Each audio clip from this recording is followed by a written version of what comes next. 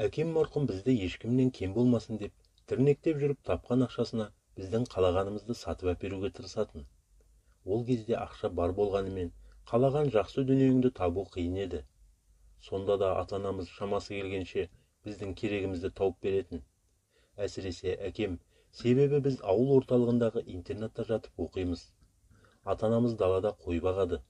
Ал далада жүрген біздің хал-жағдайымызды білу үшін көбіне салт атпен әкем шауып келетін.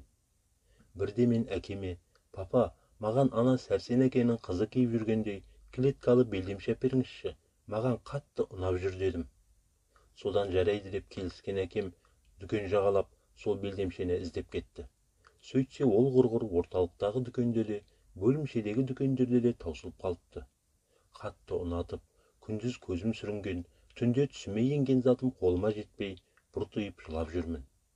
Әкем болса, сол затыңды қайтсем де тауып берем деп мені жұбатып әлек. Мен де ақмақпын ғой, әкеме сұраған затымды тауып бермедің деп ренжіп, бетімді сүйдірмей әрең қоштастым.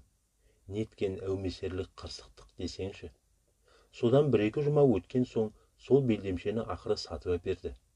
Менің сондағы қуанышымды көрсеңіздер ғой.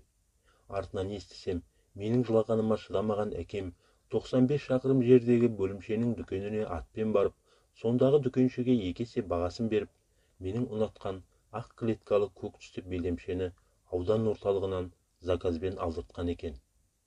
Қазір ойлап отырсам, өгей әкенің тепкісінде жоқшылық пен жетімдік көріп, тақсірет шегіп өскен қайран әкетайым біздің балаларының қабағын кішкене де болса мұң шалмағанын қалаған екен.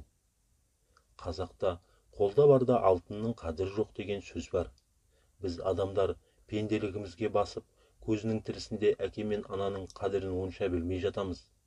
Олар жоқ болған кезде ғана өкініштен өксиміз, өртенеміз, өзімізше бірдеңе білгендей боламыз. Бірақ тым кеш қалғанымызды сол кезде ғана ұғып, сол кезде ғана түсінеміз. Сондықтан әке және ана деген ұлағатқа толы ұлы есімді олардың көзінің тірісінде қадір қасиетіне жетіп, бағалай білейікші ағайын. Аман болыңыздар.